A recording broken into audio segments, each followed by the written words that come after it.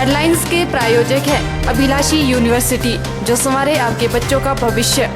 Himachal dental college and hospital Sundarnagar, first dental college in Himachal Pradesh since 1993, providing best dental education and dental treatment. और dreams group of institution, जो कर दे आपके सपनों को साकार।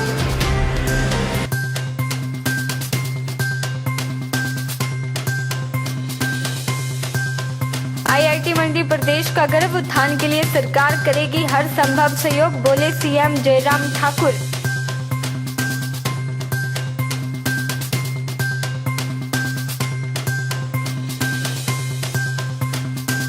चंबा शहर का विकास होने से न रोका जाए, बोले चंद्र सहगल।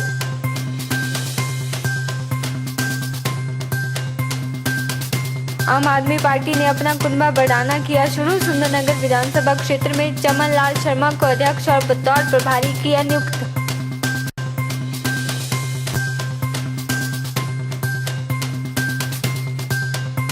और फोरटेक अभियान के तहत आंगनबाड़ी और मिड डे मील वर्करों को दिया जा रहा प्रशिक्षण, बोले एलडी ठाकुर। नमस्कार, स्वागत है आपका ओरिएंटल टाइम्स में और मैं हूं आपके साथ शिवानी। मुख्यमंत्री जयराम ठाकुर का कहना है कि आईआईटी मंडी हिमाचल प्रदेश का गर्व है और इस संस्थान के उत्थान के लिए राज्य सरकार की तरफ से पहले भी मदद की गई है और भविष्य में भी मदद की जाएगी। यह बात उन्होंने आईआईटी मंडी के 12वें स्थापना दिवस समारोह को संबोधित करते हुए कही। मुख्यमंत्री जयराम ठाकुर का कहना है कि आईआईटी मंडी हिमाचल प्रदेश का गर्व है और इस संस्थान के उत्थान के लिए राज्य सरकार की तरफ से पहले भी मदद की गई है और भविष्य में भी मदद की जाएगी। यह बात उन्होंने आज आईआईटी मंडी के 12वें स्थापना दिवस समारोह को संबोधित करते हुए कही। संस्थान के निदेशक प्रोफेसर अजीत कुमार चतुर्वेदी ने सीएम को शॉल, टोपी और स्मृति चिन्ह देकर स्वागत किया। अपने संबोधन में सीएम जयराम ठाकुर ने संस्थान के 12 वर्ष पूरा होने पर बधाई दी। उन्होंने कहा कि सीएम बनने के बाद उन्हें पहली बार आईआईटी में आने का मौका मिला है और यह प्रदेश का प्रतिष्ठित संस्थान है। उन्होंने कहा कि इस संस्थान से प्रदेश के लोगों को बहुत उम्मीदें हैं और उन्हें पूरा करना संस्थान का दायित्व है। मैं इस इंस्टीट्यूशन की सफलता के लिए अपनी ओर से कामना करता हूँ और मैं इस बात के लिए भी आश्वस्त करता हूं कि जो भी बेस्ट पॉसिबल कोऑपरेशन जो स्टेट गवर्नमेंट की ओर से जो यहाँ इस इंस्टीट्यूशन के लिए चाहिए वो दिया गया है और आने वाले समय में भी जितने कंट्रीब्यूशन की जो जरूरत रहेगी, जहां भी सहयोग की आवश्यकता रहेगी, वो हम उसके लिए उपलब्ध है, क्योंकि ये इंस्टीट्यूशन अब हमारा प्रदेश का एक प्राइड है, हमारे लिए जो है गर्व का है और इसकी सफलता स्वाभाविक रूप से हमको गर्व हासिल करने में जो है वो योगदान देती है, उसलिए हम पूरा उस पर मदद करेंगे। जयराम ठाकुर ने कहा कि प्रधानमंत्री नरेंद्र मोदी ने 2014 में सत्ता में आते ही टेक्नोलॉजी की तरफ अधिक ध्यान आकर्षित किया था। हालांकि उस वक्त कुछ लोगों ने इसका मजाक भी बनाया था, लेकिन कोविड काल के दौरान प्रधानमंत्री की इसी पहल का देश भर ने लाभ उठाया। कोविड काल के दौरान टेक्नोलॉजी के कारण ही वर्चुअल बैठकें संभव हो पाई और किसी भी प्रकार के कार्यों को प्रभावित नहीं होने दिया गया। उन्होंने कहा कि यह तकनीकें ऐसे संस्थानों की देन है जिसका आज पूरा विश्व लाभ उठा रहा है। तो मीटिंग करनी पड़ती थी, हमको बुलाना पड़ता था या हमको जाना पड़ता था, लेकिन हम एक जगह बैठते थे। Daily monitoring deputy commissioner, SP यहाँ पर बैठते हैं, इनके साथ हमारे एक जगह से होती थी, बताइए। और 1 घंटे 1.5 घंटे की उस मीटिंग में हमको स्टेट के मामले में जो भी निर्णय करना होता था, इस वायरस के उस बड़े संकट के दौरान हम डिसीजन करते थे और उसको इम्प्लीमेंट करते थे।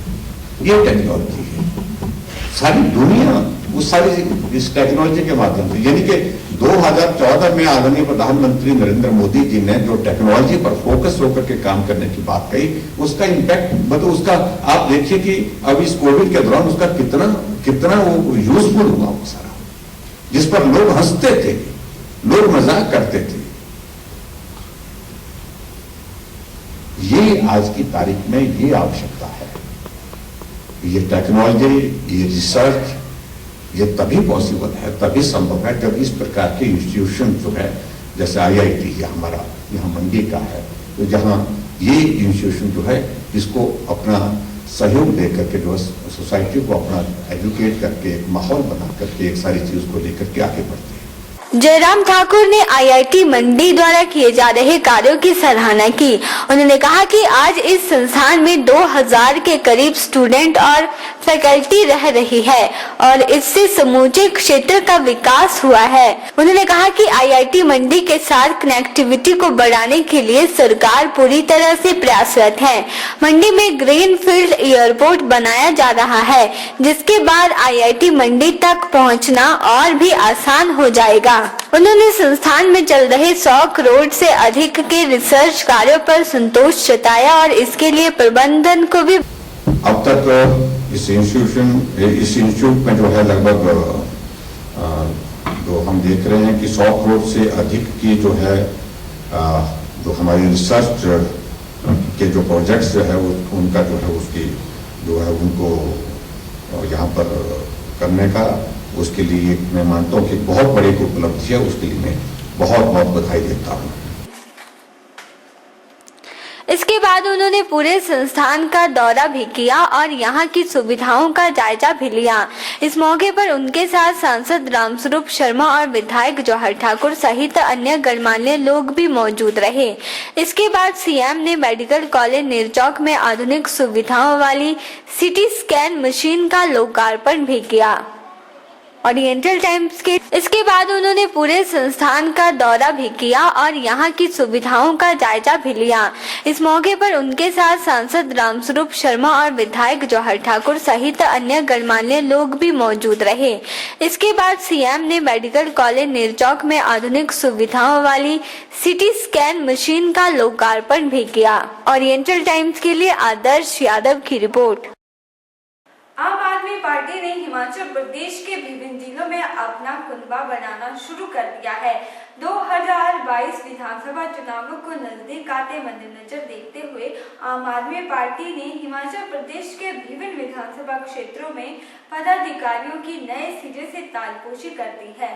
आम आदमी पार्टी ने हिमाचल प्रदेश के विभिन्न जिलों में अपना कुनबा बढ़ाना शुरू कर दिया है। 2022 विधानसभा चुनावों को नजदीक आते मद्देनजर देखते हुए आम आदमी पार्टी ने हिमाचल प्रदेश के विभिन्न विधानसभा क्षेत्रों में पदाधिकारियों की नए सिरे से ताजपोशी कर दी है, जिसमें चाहे भाजपा को छोड़कर आम आदमी पार्टी में शामिल हुए पदाधिकारी हो या कांग्रेस को छोड़कर आम आदमी पार्टी ज्वाइन की हो।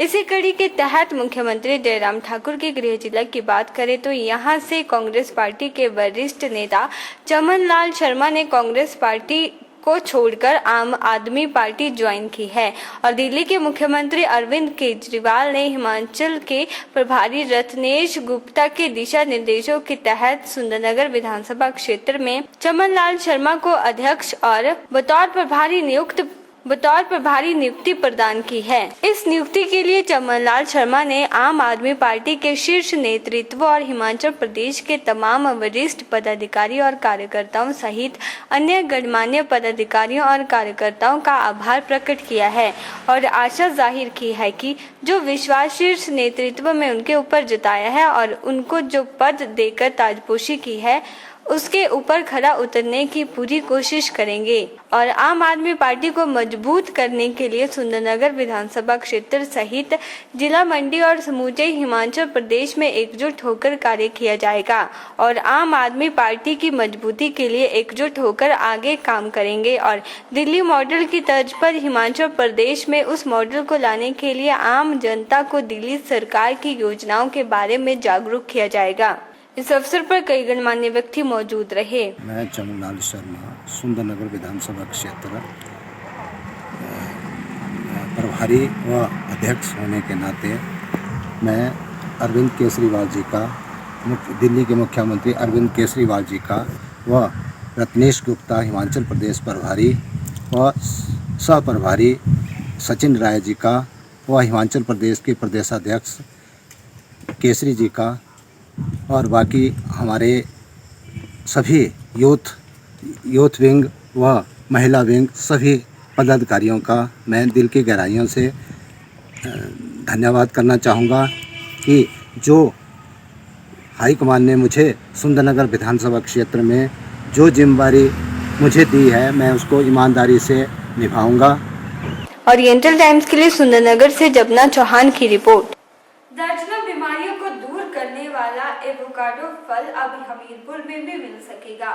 हमीरपुर के प्रगतिशील बागवान रविंद्र कुमार ने एवोकाडो पौधा तैयार करने में सफलता हासिल की है। दर्जनों बीमारियों को दूर करने वाला एवोकाडो फल अब हमीरपुर में भी मिल सकेगा। हमीरपुर के प्रगतिशील बागवान रविंद्र कुमार ने एवोकाडो पौधा तैयार करने में सफलता हासिल की है और पिछले 1.5 सालों से कड़ी मेहनत से पौधे को तैयार कर लिया है, जिसके आगामी दिनों में बेहतर परिणाम आएंगे तो फल का स्वाद भी लोगों को मिल सकेगा। इसके साथ ही रविंद्र कुमार ने एवोकाडो फल की नर्सरी भी तैयार करने में सफलता पाई है, जिसको लेकर अभी तक बागवानी विशेषज्ञ भी ऐसा करने में सफल नहीं हो सके थे।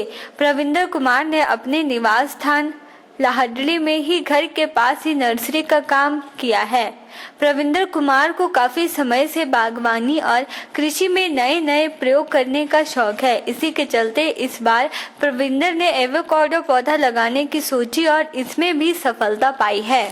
बागवान रविंद्र कुमार ने बताया कि अपने भाई से एवोकाडो के पौधे लिए थे और घर के साथ लगाए थे, लेकिन कुछ दिन पहले ओलावृष्टि में भी कुछ पौधे खराब हुए हैं, लेकिन फिर भी कुछ पौधे सफल हो गए हैं और अच्छी हालत में हैं। उन्होंने बताया कि पौधों की नर्सरी भी तैयार हो रही है।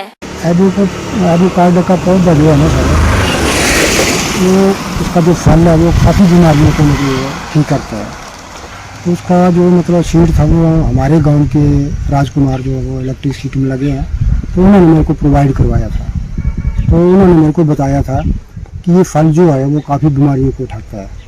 तो मैं नर्सरी का काम करता हूँ पिछले 1.5-2 साल से। तो मैंने उसको बड़ी अच्छे तरीके से उगाया। मेरे पास 10 फल आए थे वो, और 10 के 10 फल मैंने तैयार किए और काफ़ी अच्छा मतलब उसका ये रहा। लेकिन पीछे कुछ ज़्यादा ओलावृष्टि की वजह से, जो पीछे ज़्यादा ओलावृष्टि हुई थी, तो उस वजह से कुछ पौधे वो ख़राब हो गए थे। लेकिन अभी भी मेरे पास 5-7 पौधे बचे हैं और 10-12 सीड्स मैंने दोबारा लगा दिए हैं और इसका काफ़ी अच्छा मतलब ये है। और ये हिमाचल में जो है इसकी इतनी संभावना नहीं है, लेकिन इसको मैंने तैयार किया हुआ पिछले 1.5 साल से। जिला उद्यान विभाग की खंड विकास अधिकारी मोना सिंह का कहना है कि पौधे के बहुत फायदे हैं और इसके प्रयोग से कई बीमारियों को दूर किया जा सकता है। उन्होंने बताया कि एवोकाडो पौधों मैक्सिको में पाया जाता है और हिमाचल में भी अब कई बागवान इसे औषधीय तौर पर लगा रहे हैं। उन्होंने बताया कि बागवानी विभाग के द्वारा आगामी दिनों में एवोकाडो पौधों को उगाने के लिए काम किया जाएगा ताकि बागवान इससे लाभान्वित हो सके। साइड और कीटनाशकों का प्रभाव जो है वो इस पे कम पाया जाता है। इसकी जो मुख्य वैरायटी जो है इसकी वो ग्रैनी क्रीमी हैश वैरायटी है जो मुख्य रूप से उगाई जाती है। इस फ्रूट के काफी ज्यादा फायदे हैं। आमतौर पर ये मुख्यतः सलाद के रूप में खाया जाता है ये फ्रूट, और इसमें विभिन्न पोषक तत्वों जैसे कैल्शियम, मैग्नीशियम, आयरन, पोटाशियम, तांबा, मैग्नीज वगैरह अधिक होने के कारण इसमें फैटी एसिड्स जो है वो एक उसका भी अच्छा स्रोत है। शुगर इसमें कम मात्रा में पाया जाता है, इसलिए डायबिटिक पेशेंट्स के लिए काफी हेल्पफुल है। अन्य फायदे जैसे इसमें इसे कॉन्स्टिपेशन में लिया जाता है और उसमें ये हेल्प करता है कॉन्स्टिपेशन रिमूव करने में। त्वचा और बालों के लिए भी की देखभाल के लिए भी एक अच्छा फ्रूट है। इसके अतिरिक्त हार्ट अटैक का खतरा जिनको लोगों को होता है उन्हें ये फ्रूट खाना चाहिए। ये हार्ट अटैक के रिस्क को भी कम करता है। इसमें कैरोटीन्स और एंटीऑक्सीडेंट्स होते हैं जो आंखों की रोशनी के लिए काफी अच्छे होते हैं। मुंह से दुर्गंध जिनको आती है तो उस दुर्गंध को भी ये फ्रूट जो है कम करता है। डायबिटिक पेशेंट जो है वो उसको ले सकते हैं क्योंकि ये उनके डायबिटीज के रिस्क को जो है वो कम करता है। तो काफी सारी इस पौधे की जो है वो काफी इस फल की जो है वो काफी ज्यादा उपयोगी है ये, और हमें ये फ्रूट कमर्शियल स्केल पर हिमाचल में उगाना चाहिए। मैडम अगर माने तो हिमाचल के हमीरपुर की बात करें, यहाँ पे भी एक किसान है, उन्होंने फ्रूट की जो प्लांट्स तैयार कर लिया है, तो क्या मानते हैं एटमॉस्फेयर अच्छा है इस प्लांट के लिए, कैसा रहेगा? वैसे अभी ये जो पौधा है वो काफी लोगों ने मतलब एक अपने घरेलू घर में एक आधा या दो पौधे तो लगाए हैं, पर कमर्शियली अभी हिमाचल में ये पौधा नहीं देखा गया है। लेकिन हम आने वाले टाइम में इसको मतलब कमर्शियल स्केल पे फार्मर्स इसको लगा के फायदा ले सकते हैं। ओरिएंटल टाइम्स के लिए हमीरपुर से जसवीर की रिपोर्ट। हेरिटेज के नाम पर चंबा शहर का विकास होने से न रोका जाए, यह बात चंबा जिला प्रोग्रेसिव काउंसिल के अध्यक्ष चंद्र सहगल ने काउंसिल की बैठक के दौरान कही। उन्होंने कहा कि आजादी से पहले चंबा विकास के पथ पर था। हेरिटेज के नाम पर चंबा शहर का विकास होने से न रोका जाए, यह बात चंबा जिला प्रोग्रेसिव काउंसिल के अध्यक्ष चंद्र सहगल ने काउंसलिंग की बैठक के दौरान कही। उन्होंने कहा कि आजादी से पहले चंबा विकास के पथ पर था। यहाँ देश में दूसरे नंबर पर बिजली पहुंची, भूरी सिंह म्यूजियम का निर्माण किया गया, कुष्ठ रोग अस्पताल का निर्माण किया गया, लेकिन आज देखा जाता है कि जब भी कोई विकास का कार्य होने लगता है तो चंबा के कुछ लोग हेरिटेज का नाम लेते हुए विकास के कार्य को शुरू ही नहीं होने देते, जिससे सरकार द्वारा शुरू किए गए कई विकास के कार्य आज चंबा शहर में बंद पड़े हैं। जिला प्रोग्रेसिव काउंसिल के सभी सदस्यों ने इस दौरान जिला के सभी लोगों से निवेदन किया है कि चंबा के विकास कार्यों में सहयोग करें, न कि अड़ंगा अड़ाए, नहीं तो देश में विकास के पटल पर चंबा जिला आखिरी स्थान पर ही रह जाएगा। की मीटिंग हुई, काफी दिनों बाद हुई। सबसे पहले ये प्रस्ताव पास किया गया कि म्यूनिसिपल कमेटी चंबा के प्रधान और सभी मेंबरों को हम अपनी शुभकामनाएं देते हैं। और आगे ये भी डिस्कस हुआ कि पवन विधायक जो सदर विधायक चंबा है, उन्होंने जितने भी वर्क्स यहाँ सैंक्शन करवाए हैं, स्पेशली थोड़ी सी एफर्ट्स करके सीएम साहब से, तो हमारा प्रशासन से ये निवेदन रहेगा कि अब आपका काम है इसको जल्दी जल्दी पूरा किया जाए, क्योंकि जो वर्क प्रायोरिटी बेसिस पे जैसे चंबा की पार्किंग है, पेंटिंग जोन है, और भी जो छोटे छोटे काम है जो चंबा वासियों के लिए बहुत ज़रूरी है, तो हमारा फिर प्रशासन से ये अनुरोध रहेगा कि इसको जल्दी से जल्दी पूरा करवाने की कृपा करें। दूसरी तरफ हमें हॉस्पिटल के बारे में भी पता लगा कि स्टाफ की कमी है, तो फिर से हमारा प्रशासन से अनुरोध रहेगा कि हॉस्पिटल में जो है एक्सपर्ट और जो भी हमारे जो इंस्ट्रूमेंट वगैरह और जो भी हमारे इंफ्रास्ट्रक्चर की कमी है वो जल्द से जल्द पूरा करवाने की कोशिश की। ओरिएंटल टाइम्स के लिए चंबा से पुनीत मल्होत्रा की रिपोर्ट। वक्त हो चला एक ब्रेक का, बनी रहिए हमारे साथ।